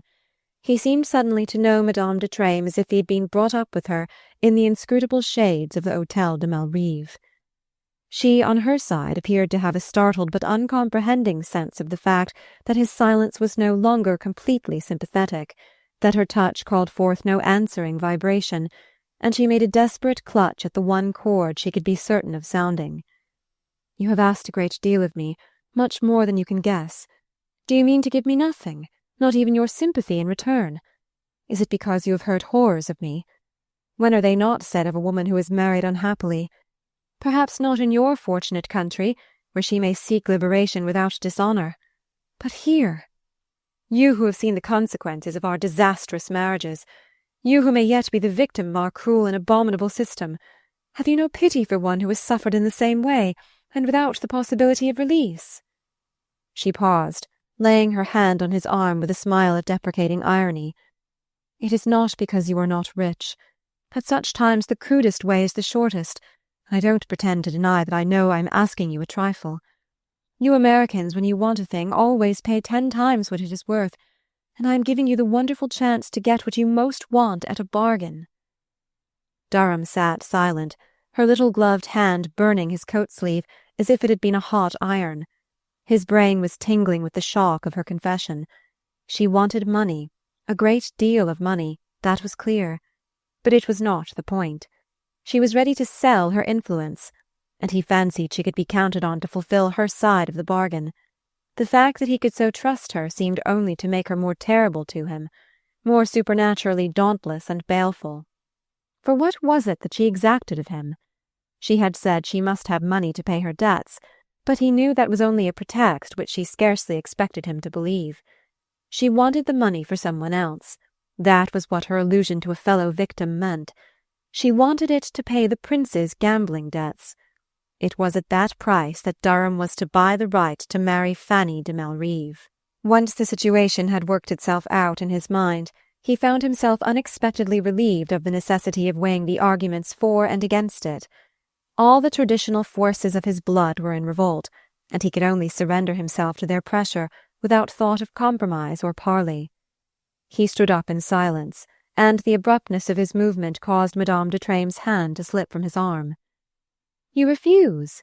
she exclaimed, and he answered with a bow. "Only because of the return you propose to make me." She stood staring at him, in a perplexity so genuine and profound that he could almost have smiled at it through his disgust. "Ah, you are all incredible," she murmured at last, stooping to repossess herself of her fan, and as she moved past him to rejoin the group in the farther room, she added in an incisive undertone, "You are quite at liberty to repeat our conversation to your friend." Chapter 7. Durham did not take advantage of the permission thus strangely flung at him. Of his talk with her sister-in-law, he gave to Madame de Malrive only that part which concerned her. Presenting himself for this purpose, the day after Mrs. Boykin's dinner, he found his friend alone with her son, and the sight of the child had the effect of dispelling whatever elusive hopes he had attended him to the threshold. Even after the governess's descent upon the scene had left Madame de Malrive and her visitor alone, the little boy's presence seemed to hover admonishingly between them, reducing to a bare statement of fact Durham's confession of the total failure of his errand. Madame de Malrive heard the confession calmly. She had been too prepared for it not to have prepared a countenance to receive it. Her first comment was, "I have never known them to declare themselves so plainly," and Durham's baffled hopes fastened themselves eagerly on the words. Had she not always warned him that there was nothing so misleading as their plainness? And might it not be that, in spite of his advisedness, he had suffered too easy a rebuff? But second thoughts reminded him that the refusal had not been as unconditional as his necessary reservations made it seem in the repetition, and that, furthermore, it was his own act, and not that of his opponents, which had determined it. The impossibility of revealing this to Madame de Malrive only made the difficulty shut in more darkly around him, and in the completeness of his discouragement he scarcely needed her reminder of his promise to regard the subject as closed when once the other side had defined its position. He was secretly confirmed in this acceptance of his fate by the knowledge that it was really he who had defined the position. Even now that he was alone with Madame de Malrive, and subtly aware of the struggle under her composure, he felt no temptation to abate his stand by a jot. He had not yet formulated a reason for his resistance. He simply went on feeling, more and more strongly with every precious sign of her participation in his unhappiness, that he could neither owe his escape from it to such a transaction, nor suffer her, innocently, to owe hers. The only mitigating effect of his determination was an increase of helplessness toward her, so that when she exclaimed, in answer to his announcement that he meant to leave Paris the next night, "Oh, give me a day or two longer," he at once resigned himself to saying, "If I can be of the least use, I'll give you 100. She answered sadly that all he could do would be to let her feel that he was there, just for a day or two, till she had readjusted herself to the idea of going on in the old way, and on this note of renunciation they parted. But Durham, however pledged to the passive part, could not long sustain it without rebellion. To hang round the shut door of his hopes seemed, after 2 long days, more than even his passion required of him, and on the 3rd he dispatched a note of good-bye to his friend. He was going off for a few weeks, he explained. His mother and sisters wished to be taken to the Italian lakes, but he would return to Paris, and say his real farewell to her before sailing for America in July. He had not intended his note to act as an ultimatum. He had no wish to surprise Madame de Malrive into unconsidered surrender. When almost immediately his own messenger returned with a reply from her, he even felt a pang of disappointment, a momentary fear lest she should have stooped a little from the high place where his passion had preferred to leave her, but her first words turned his fear into rejoicing. "Let me see you before you go. Something extraordinary has happened," she wrote. What had happened, as he heard from her a few hours later, finding her in a tremor of frightened gladness, with her door boldly closed to all the world but himself, was nothing less extraordinary than a visit from Madame de Treymes, who had come, officially delegated by the family, to announce that Monsieur de Malrive had decided not to oppose his wife's suit for divorce. Durham, at the news, was almost afraid to show himself too amazed, but his small signs of alarm and wonder were swallowed up in the flush of Madame de Malrive's incredulous joy. "It's the long habit, you know, of not believing them, of looking for the truth always in what they don't say.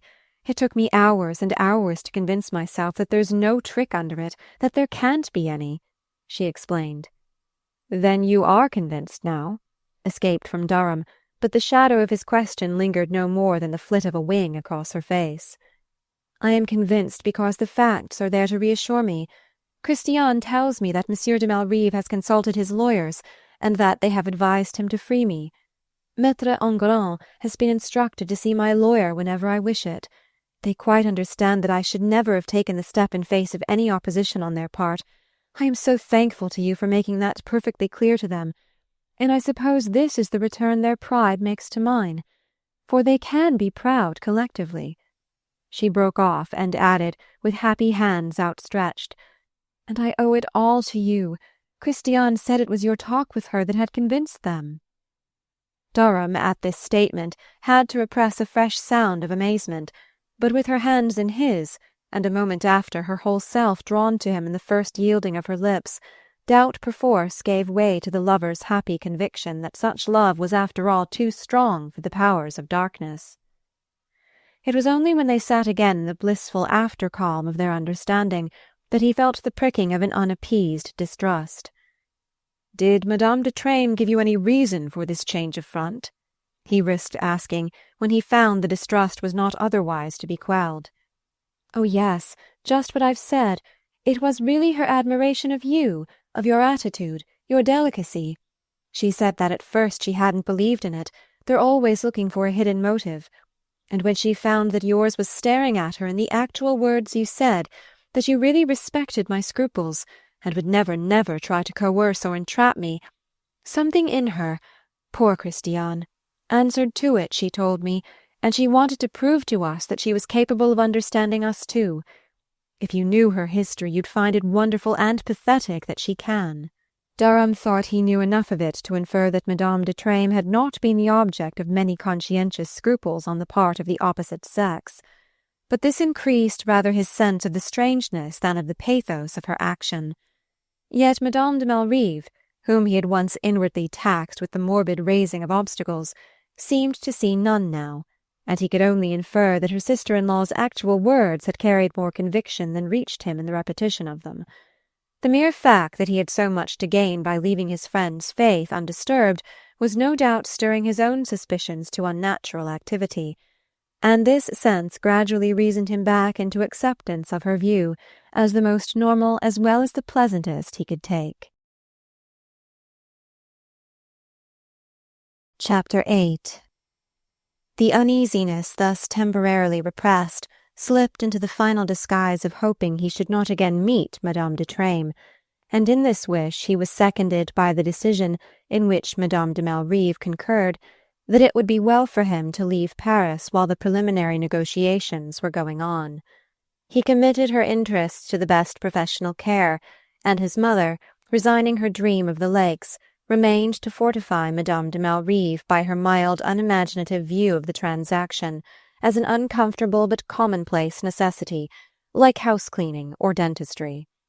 Mrs. Durham would doubtless have preferred that her only son, even with his hair turning grey, should have chosen a Fanny Frisbee rather than a Fanny de Malrive, But it was a part of her acceptance of life on a general basis of innocence and kindliness that she entered into his dream of rescue and renewal, and devoted herself without afterthought to keeping up Fanny's courage with so little to spare for herself.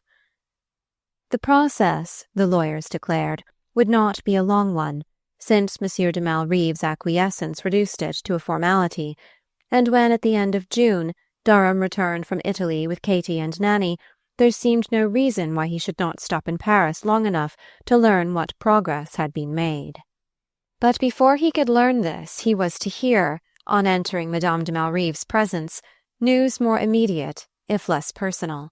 He found her, in spite of her gladness in his return, so evidently preoccupied and distressed that his first thought was one of fear for their own future. But she read and dispelled this by saying, before he could put his question, "Poor Christiane is here. She is very unhappy. You have seen the papers?" "I have seen no papers since we left Turin. What has happened?" "The Prince d'Armillac has come to grief. There has been some terrible scandal about money, and he has been obliged to leave France to escape arrest." "And Madame de Treymes has left her husband?" "Ah, no. Poor creature. They don't leave their husbands. They can't.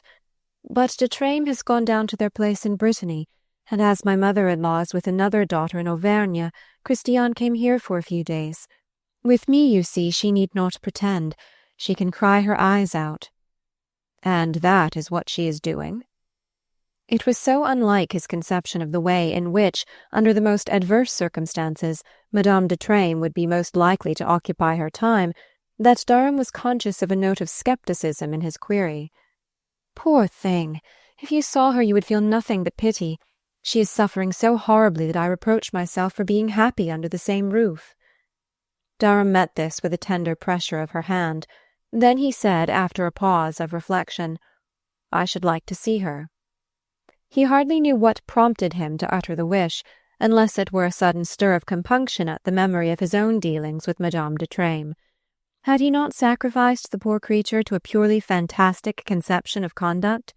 She had said that she knew she was asking a trifle of him, and the fact that, materially, it would have been a trifle had seemed at the moment only an added reason for steeling himself in his moral resistance to it.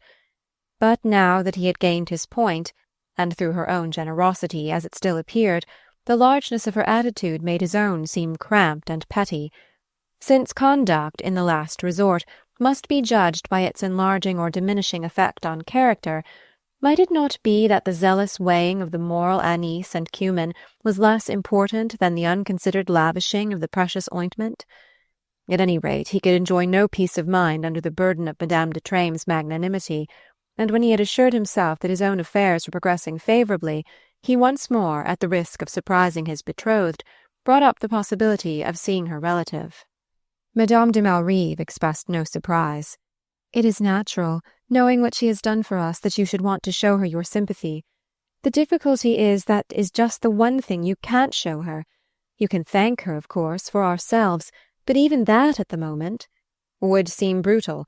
Yes, I recognize that I should have to choose my words," he admitted, guiltily conscious that his capability of dealing with Madame de Treymes extended far beyond her sister-in-law's conjecture. Madame de Malrive still hesitated.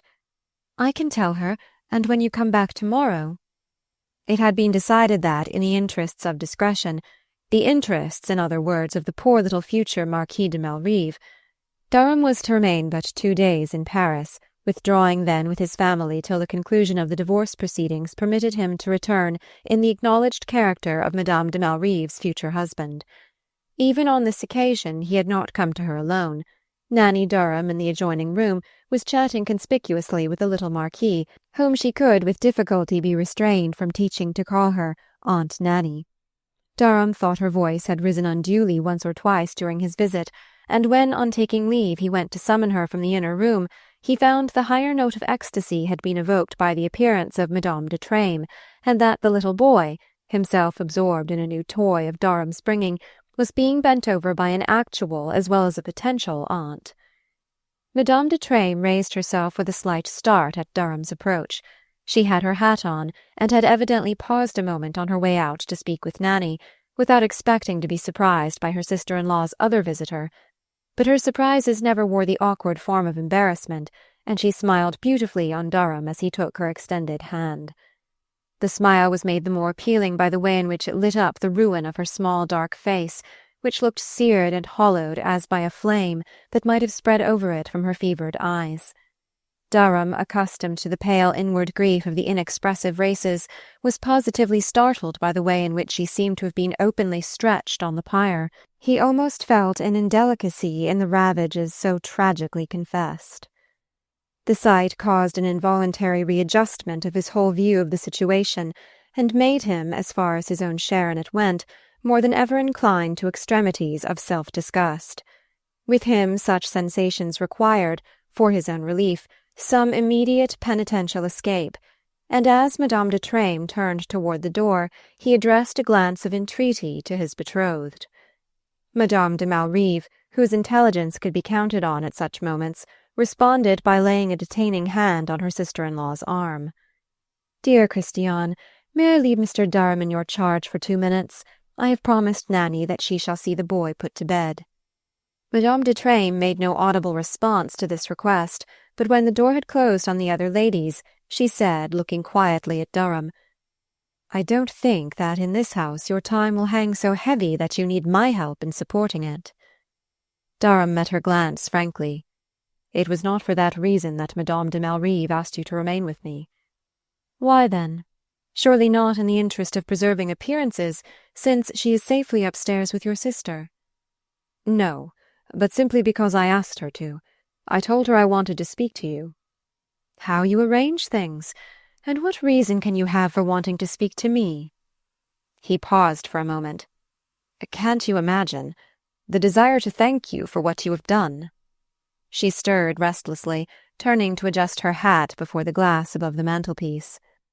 "Oh, as for what I have done—" "Don't speak as if you regretted it," he interposed. She turned back to him with a flash of laughter lighting up the haggardness of her face. "Regret working for the happiness of 2 such excellent persons? Can't you fancy what a charming charge it is for me to do something so innocent and beneficent?"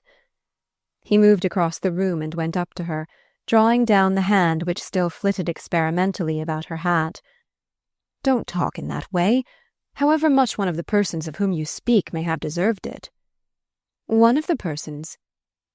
Do you mean me?" He released her hand, but continued to face her resolutely. "I mean myself, as you know. You have been generous, extraordinarily generous."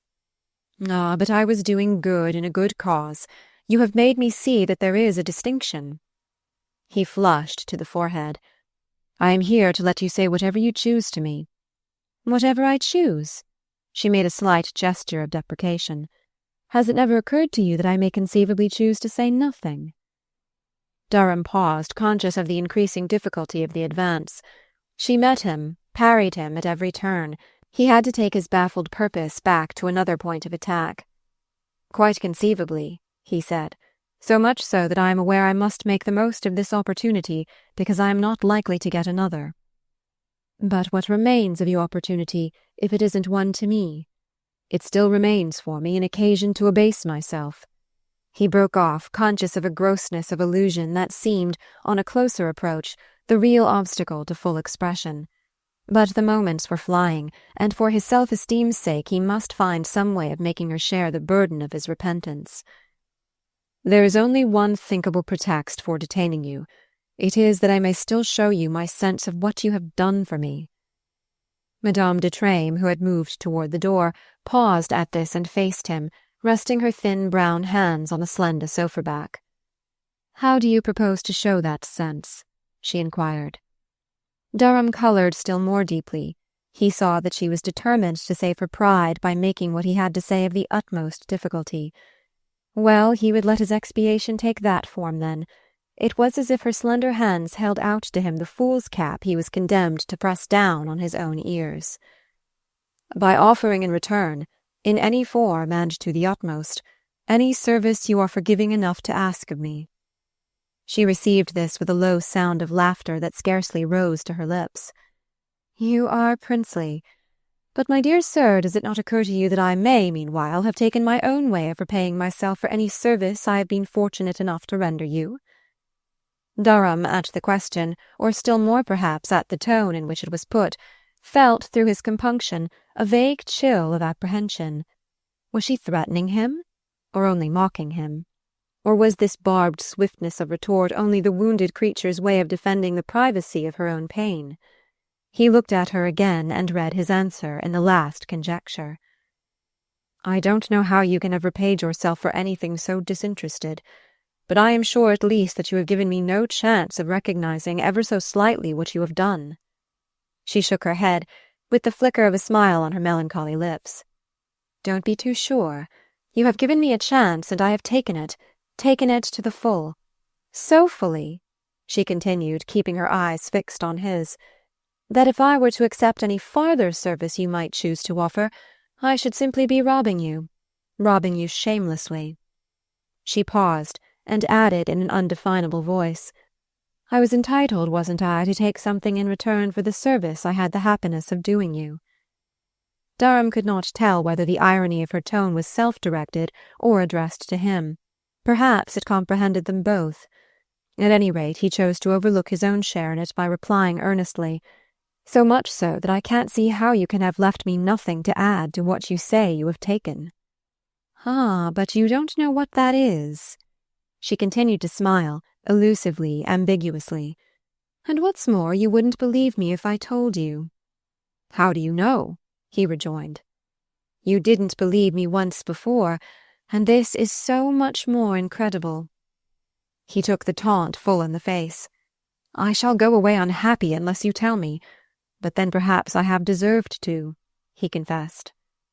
She shook her head again, advancing toward the door with the evident intention of bringing their conference to a close. But on the threshold she paused to launch her reply. "I can't send you away unhappy, since it is in the contemplation of your happiness that I have found my reward." Chapter 9.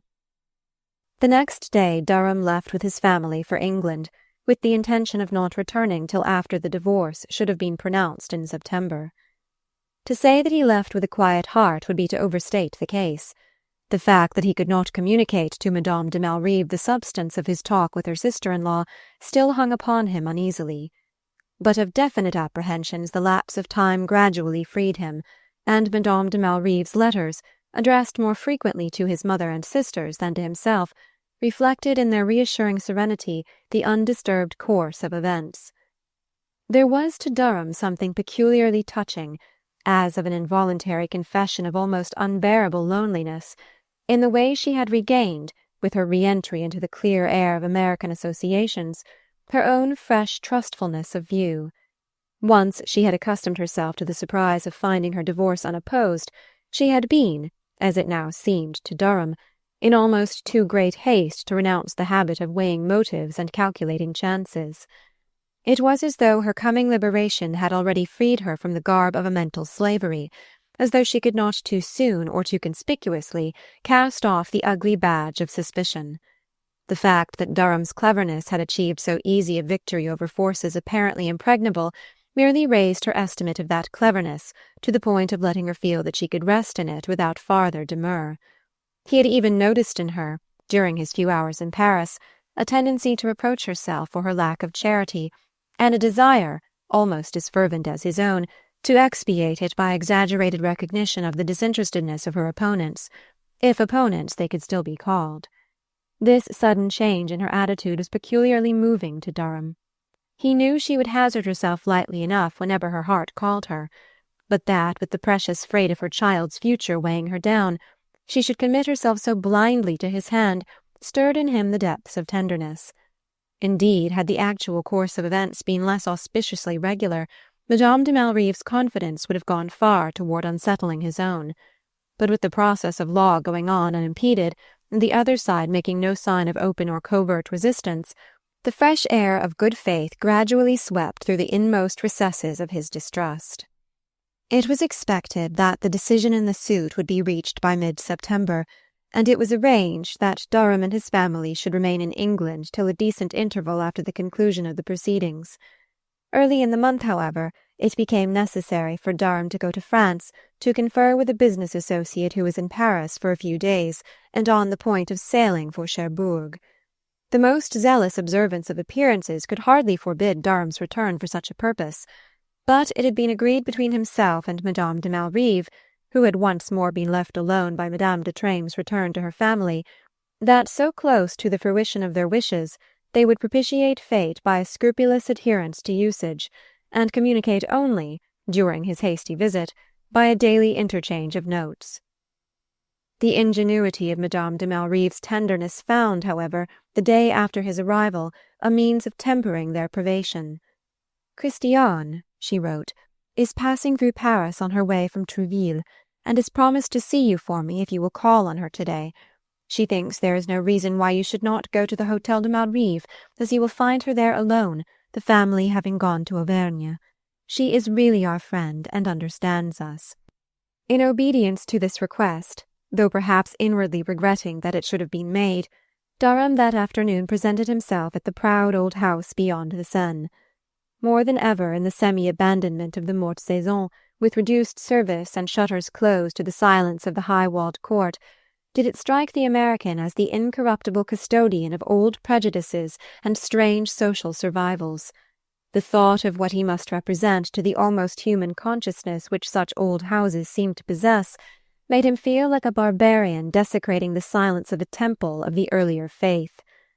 Not that there was anything venerable in the attestations of the Hôtel de Malrive, except in so far as, to a sensitive imagination, every concrete embodiment of a past order of things testifies to real convictions once suffered for. Durham, at any rate, always alive in practical issues to the view of the other side, had enough sympathy left over to spend it sometimes, whimsically, on such perceptions of difference. Today, especially, the assurance of success, the sense of entering like a victorious beleaguerer receiving the keys of the stronghold, disposed him to a sentimental perception of what the other side might have to say for itself, in the language of old portraits, old relics, old usages dumbly outraged by his mere presence. On the appearance of Madame de Treymes, however, such considerations gave way to the immediate act of wondering how she meant to carry off her share of the adventure. Durham had not forgotten the note on which their last conversation had closed, the lapse of time serving only to give more precision and perspective to the impression he had then received. Madame de Treymes' first words implied a recognition of what was in his thoughts. "It is extraordinary, my receiving you here, but que voulez-vous? There was no other place, and I would do more than this for our dear Fanny." Durham bowed. "It seems to me that you are also doing a great deal for me." "Perhaps you will see later that I have my reasons," she returned, smiling. "But before speaking for myself, I must speak for Fanny." She signed to him to take a chair near the sofa corner in which she had installed herself, and he listened in silence while she delivered Madame de Malrive's message and her own report of the progress of affairs. "You have put me still more deeply in your debt," he said as she concluded. "I wish you would make the expression of this feeling a large part of the message I send back to Madame de Malrive." She brushed this aside with one of her light gestures of deprecation. "Oh, I told you I had my reasons. And since you are here, and the mere sight of you assures me that you are as well as Fanny charged me to find you, with all these preliminaries disposed of, I am going to relieve you, in a small measure, of the weight of your obligation." Durham raised his head quickly. "By letting me do something in return?" She made an assenting motion. "By asking you to answer a question." "That seems very little to do." "Don't be so sure. It is never very little to your race." She leaned back, studying him through half-dropped lids. "Well, try me," he protested. She did not immediately respond, and when she spoke, her first words were explanatory rather than interrogative. "I want to begin by saying that I believe I once did you an injustice, to the extent of misunderstanding your motive for a certain action." Durham's uneasy flush confessed his recognition of her meaning. "Ah, if we must go back to that, you withdraw your assent to my request?" "By no means. But nothing consolatory you can find to say on that point can really make any difference." "Will not the difference in my view of you perhaps make a difference in your own?" She looked at him earnestly, without a trace of irony in her eyes or on her lips. "It is really I who have an amende to make, as I now understand the situation. I once turned to you for help in a painful extremity, and I have only now learned to understand your reasons for refusing to help me." "Oh, my reasons," groaned Durham. "I have learned to understand them," she persisted, "by being so much lately with Fanny." "But I never told her," he broke in. "Exactly. That was what told me. I understood you through her and through your dealings with her. There she was, the woman you adored and longed to save, and you would not lift a finger to make her yours by means which would have seemed, I see it now, a desecration of your feeling for each other." She paused, as if to find the exact words for meaning she had never before had occasion to formulate. "It came to me first, a light on your attitude, when I found you had never breathed to her a word of our talk together. She had confidently commissioned you to find a way for her, as the medieval lady sent a prayer to her knight to deliver her from captivity, and you came back, confessing you had failed, but never justifying yourself by so much as a hint of the reason why.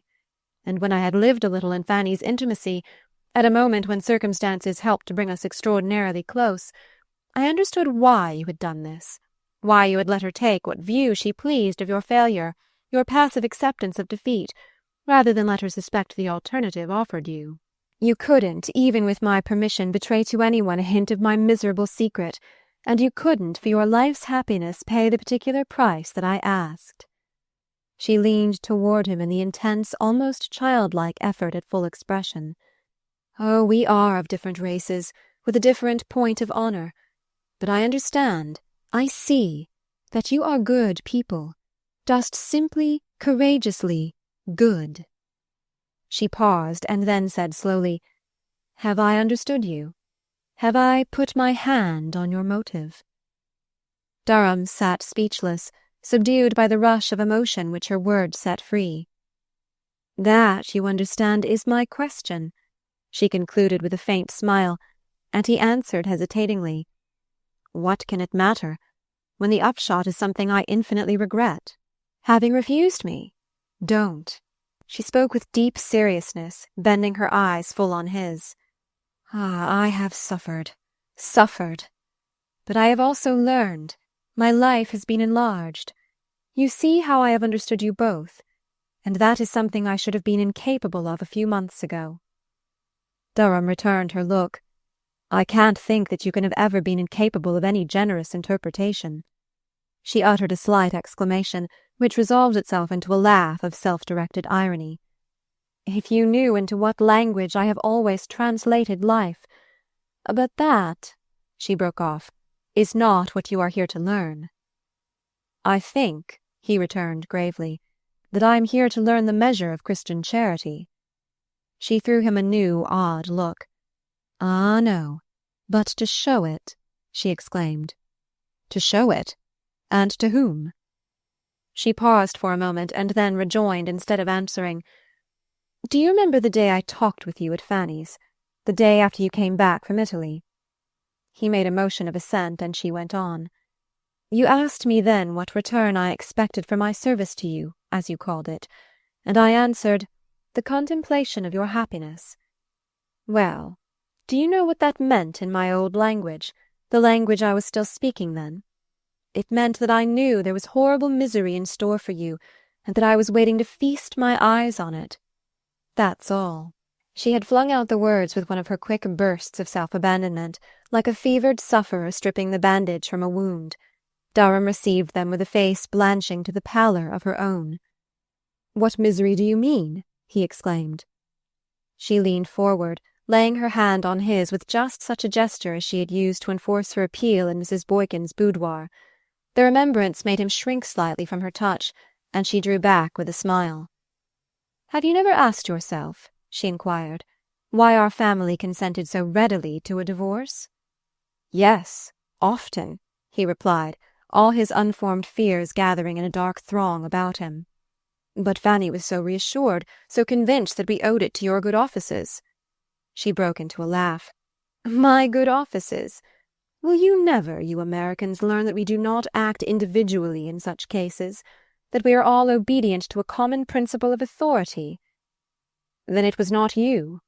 She made an impatient shrugging motion. "Oh, you are too confiding. It is the other side of your beautiful good faith." "The side you have taken advantage of, it appears." We, all of us. I especially," she confessed. Chapter 10. There was another pause, during which Durham tried to steady himself against the shock of the impending revelation. It was an odd circumstance of the case that, though Madame de Treymes' avowal of duplicity was fresh in his ears, he did not for a moment believe that she would deceive him again. Whatever passed between them now would go to the root of the matter. The first thing that passed was the long look they exchanged, searching on his part, tender, sad, undefinable on hers. As the result of it, he said, "Why, then, did you consent to the divorce?"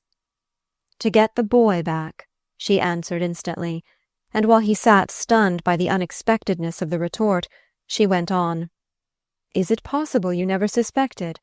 It has been our whole thought from the first. Everything was planned with that object." He drew a sharp breath of alarm. "But the divorce? How could that give him back to you?" "It was the only thing that could. We trembled lest the idea should occur to you. But we were reasonably safe, for there has only been one other case of the same kind before the courts." She leaned back, the sight of his perplexity checking her quick rush of words.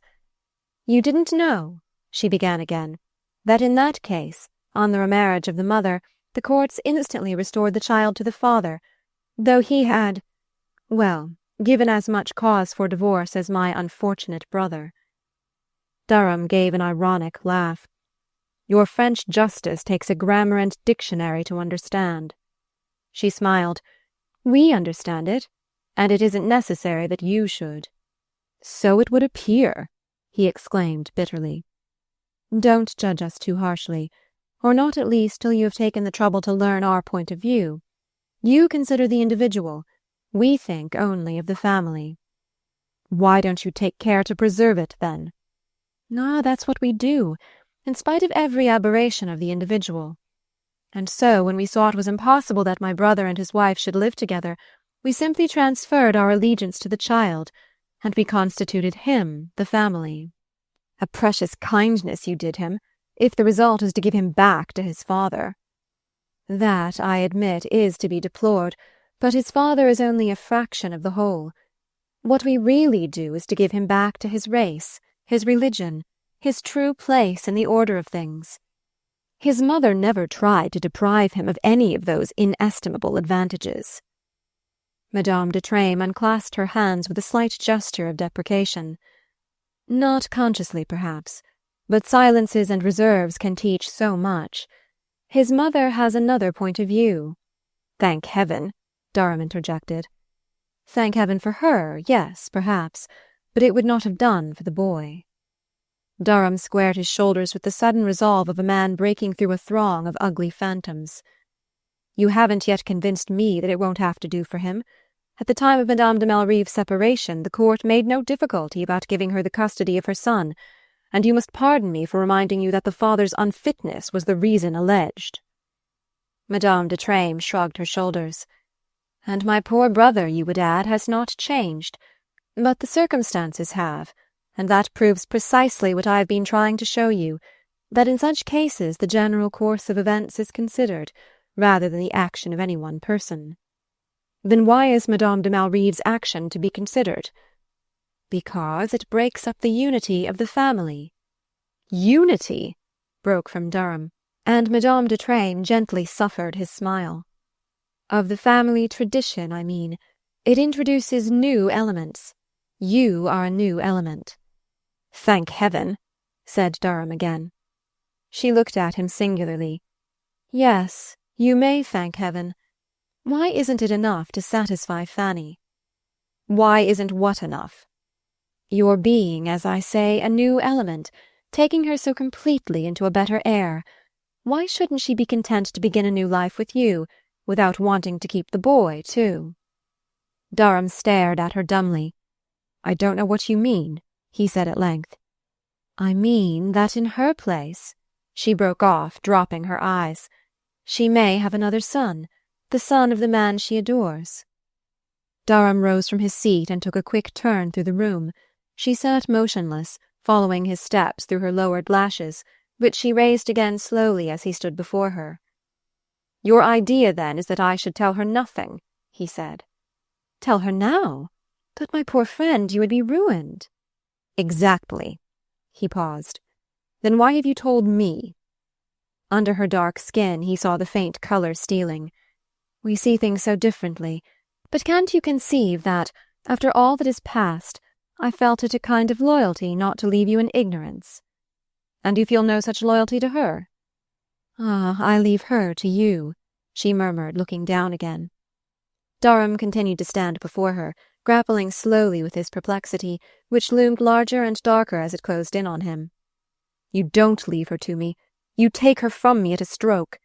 I suppose," he added painfully, "I ought to thank you for doing it before it's too late." She stared. "I take her from you? I simply prevent your going to her unprepared. Knowing Fanny as I do, it seemed to me necessary that you should find a way in advance, a way of tiding over the first moment. That, of course, is what we had planned that you shouldn't have. We meant to let you marry, and then— Oh, there is no question about the result. We are certain of our case. Our measures have been taken de loin." She broke off, as if oppressed by his stricken silence. "You will think me stupid, but my warning you of this is the only return I know how to make for your generosity. I could not bear to have you say afterward that I had deceived you twice." "Twice?" He looked at her perplexedly, and her color rose. "I deceived you once, that night at your cousin's, when I tried to get you to bribe me. Even then we meant to consent to the divorce. It was decided the first day that I saw you." He was silent, and she added, with one of her mocking gestures, "You see from what a milieu you are taking her." Durham groaned. "She will never give up her son." "How can she help it? After you are married there will be no choice." "No, but there is one now." "Now?" She sprang to her feet, clasping her hands in dismay. "Haven't I made it clear to you? Haven't I shown you your course?" She paused, and then brought out with emphasis, "I love Fanny, and I am ready to trust her happiness to you." "I shall have nothing to do with her happiness," he repeated doggedly. She stood close to him, with a look intently fixed on his face. "Are you afraid?" she asked with one of her mocking flashes. "Afraid? Of not being able to make it up to her?" Their eyes met, and he returned her look steadily. "No. If I had the chance, I believe I could." "I know you could," she exclaimed. "That's the worst of it," he said with a cheerless laugh. "The worst? Don't you see that I can't deceive her, can't trick her into marrying me now?" Madame de Treymes continued to hold his eyes for a puzzled moment after he had spoken. Then she broke out despairingly, "Is happiness never more to you, then, than this abstract standard of truth?" Durham reflected. "I don't know. It's an instinct. There doesn't seem to be any choice." "Then I am a miserable wretch for not holding my tongue." He shook his head sadly. "That would not have helped me, and it would have been 1,000 times worse for her." "Nothing can be as bad for her as losing you. Aren't you moved by seeing her need?" "Horribly. Are not you?" he said, lifting his eyes to hers suddenly. She started under his look. "You mean, why don't I help you? Why don't I use my influence? Ah, if you knew how I have tried." "And you are sure that nothing can be done?" "Nothing. Nothing. What arguments can I use? We abhor divorce, we go against our religion in consenting to it, and nothing short of recovering the boy could possibly justify us." Durham turned away slowly. "Then there is nothing to be done," he said, speaking more to himself than to her. He felt her light touch on his arm. "Wait, there is one thing more." She stood close to him, with entreaty written on her small, passionate face. "There is one thing more," she repeated, "and that is, to believe that I am deceiving you again." He stopped short with a bewildered stare. "That you are deceiving me? About the boy?" "Yes, Yes, why shouldn't I? You're so credulous, the temptation is irresistible. Ah, it would be too easy to find out. Don't try, then. Go on as if nothing had happened. I've been lying to you, she declared with vehemence. Do you give me your word of honor? He rejoined. A liar's? I haven't any. Take the logic of the facts instead. What reason have you to believe any good of me? And what reason have I to do any to you? Why on earth should I betray my family for your benefit? Ah, don't let yourself be deceived to the end. She sparkled up at him, her eyes suffused with mockery, but on the lashes he saw a tear. He shook his head sadly. I should first have to find a reason for your deceiving me. Why, I gave it to you long ago. I wanted to punish you, and now I've punished you enough. Yes, you've punished me enough, he conceded. The tear gathered and fell down her thin cheek. It's you who are punishing me now. I tell you I'm false to the core. Look back and see what I've done to you. He stood silent, with his eyes fixed on the ground. Then he took one of her hands and raised it to his lips. You poor, good woman, he said gravely. Her hand trembled as she drew it away. You're going to her, straight from here? Yes, straight from here. To tell her everything, to renounce your hope? That is what it amounts to, I suppose. She watched him cross the room and lay his hand on the door. Ah, you poor, good man, she said with a sob. End of Madame de Treymes by Edith Wharton.